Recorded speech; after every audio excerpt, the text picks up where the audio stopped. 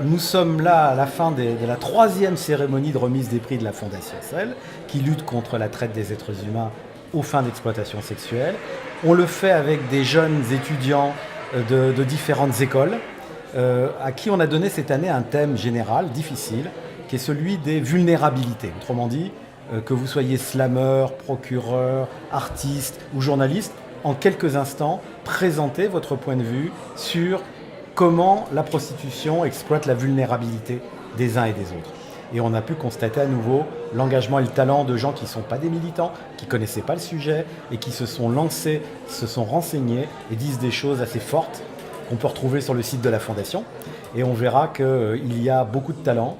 Dès lors qu'on met les gens au défi de faire des choses difficiles, ils le font très bien. Il n'est guère contestable que la prostitution a changé de visage. Ce changement est dû au poids croissant des réseaux de traite des êtres humains, au poids de la contrainte économique, à l'isolement relationnel.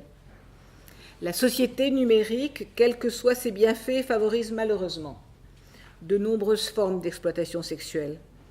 Les réseaux sociaux, mal maîtrisés, se transforment en véritables fléaux dont nos enfants sont souvent les victimes. La vulnérabilité, c'est un sujet important dans nos sociétés où on doit toujours être le plus fort, toujours être celui qui domine l'autre. Et les femmes et les enfants ne dominent pas, elles sont dominées. Les avocats sont là pour porter les voix de ces personnes-là.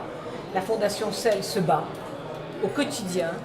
Et donc notre devoir était de les soutenir année après année. Nous le soutiendrons encore l'année prochaine, car la tâche est immense. Même si la loi a été votée, ça n'est qu'un début d'un très long chemin. Et il ne faut donc pas se décourager, il faut que tout le monde soit concerné. Car j'allais dire, souvent la prostitution se part de beaux atours, et derrière ces beaux atours, il y a vraiment la peine, la tristesse et l'isolement. Nous avons créé, vous le savez, je le redis simplement, un centre de documentation qui comprend plus de 10 000 documents avec Sandra, Catherine, un site internet qui est regardé tous les ans par plus de 200 000 internautes et qui est dirigé d'ailleurs par Frédéric qui est quelque part par là, le voilà, il est caché, François qui fait partie de notre équipe et tous nos amis qui sont venus nous aider. Alors nous avons aussi essayé de regrouper un certain nombre d'associations autour de nous, le Mouvement du Nid, l'Amicale du Nid, Abolition 2012 qui comprend à peu près une 60aine d'associations féminines. Et puis au niveau international, et c'est pas le last but not least, c'est très important, nous avons créé avec d'autres mouvements un réseau, ce que nous appelons le CAP, c'est-à-dire la coalition pour l'abolition de la prostitution dans le monde, avec pour l'instant 14 membres en Inde, en Irlande, en Afrique du Sud, etc., etc. Et nous allons continuer à promouvoir l'international. L'évolution de la société, les événements graves qui sont en train de se produire, notamment la migration de toutes ces populations, vont manifestement aller dans le sens d'une augmentation de la prostitution et de la traite des êtres humains. Pourquoi ? Parce qu'il est bien évident que toutes ces populations migrantes sont particulièrement vulnérables et parmi cette population, les femmes et les enfants. On le constate dans la migration, on le constate aussi chez nous, tous les jours, dans notre rue, dans notre ville et dans notre pays, parce que l'accroissement de la pauvreté aussi rend les personnes de plus en plus vulnérables et donc vulnérables à ces fléaux que sont la prostitution et la traite des êtres humains.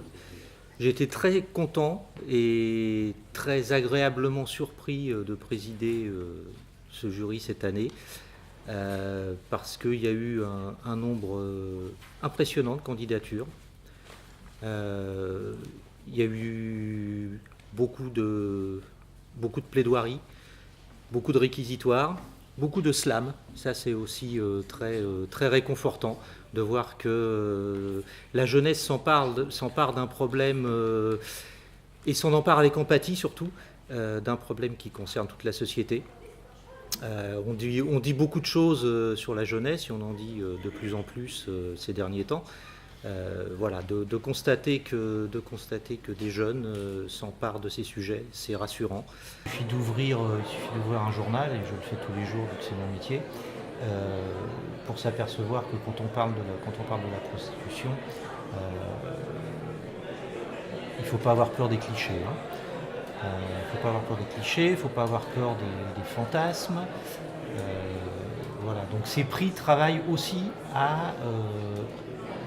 ont une fonction pédagogique qui est, à mon sens, fondamentale, parce que même si 2016 est une année charnière, parce qu'il y a une loi qui est loin d'être anecdotique qui a été votée, mais après, d'abord, il faut qu'elle soit appliquée, d'une part, et puis surtout, ça s'accompagne d'un travail de fond sur la société.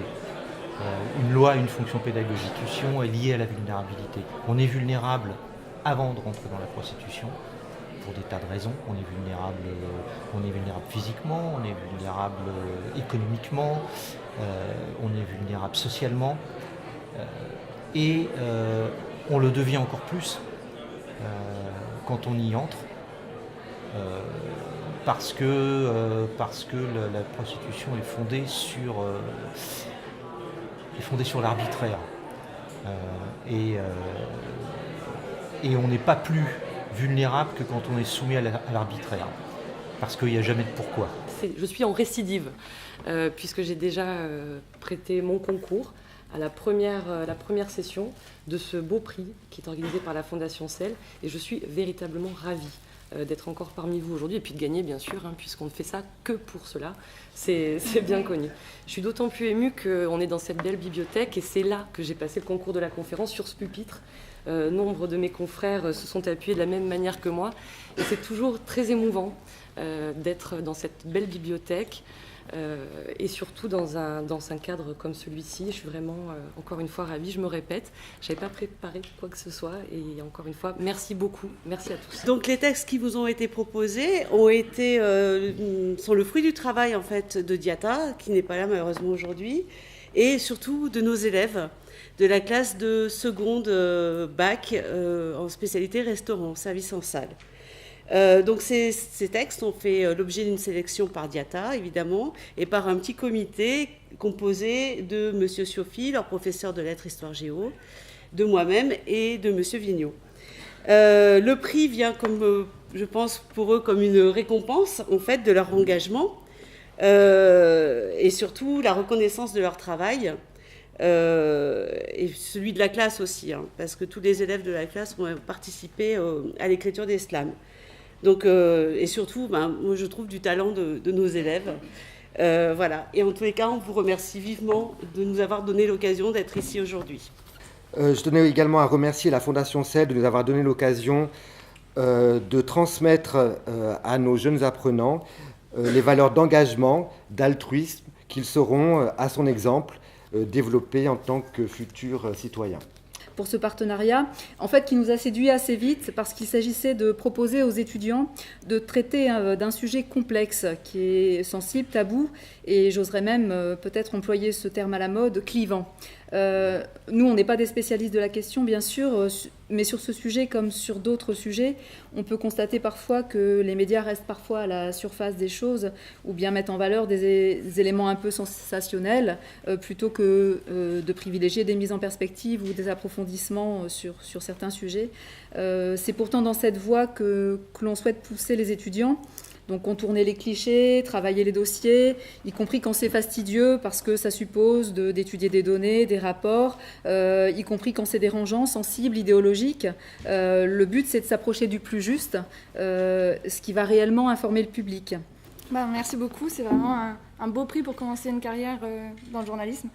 Je peux vous assurer qu'on va continuer à réfléchir à ces sujets et de façon la plus juste possible. Je sais que le reportage qu'on a fourni était certes un peu long, c'est toujours les problèmes de longueur en journalisme, on nous reproche toujours de faire un peu trop long.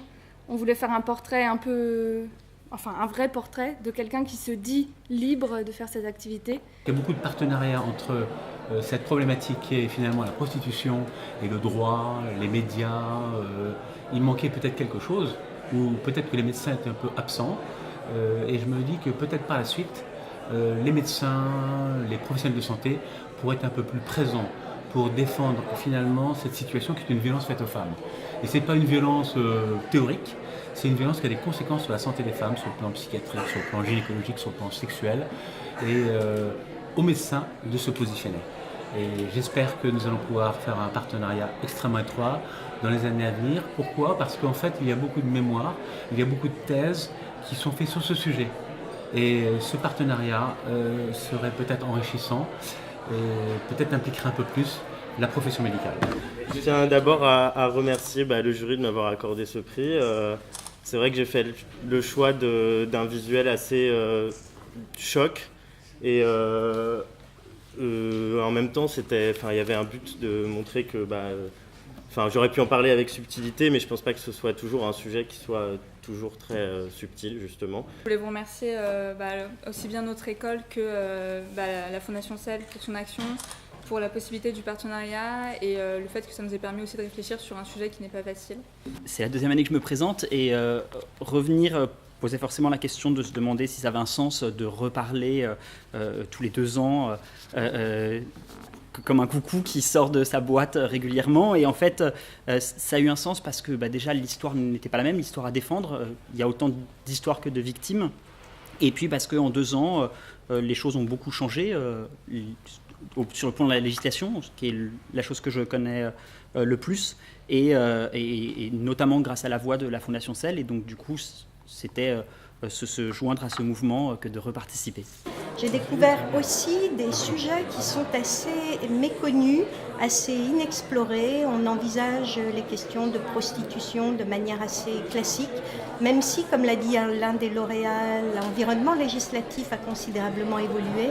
Il reste des questions entières qui ont à voir avec les attitudes prostitutionnelles, parfois méconnues même par leurs auteurs, qui ont à voir avec la violence dont les jeunes font sexuelle, dont les jeunes font l'objet, mais qui est parfois aussi une violence médiatique. Ce n'est pas seulement la violence au sens agression sexuelle.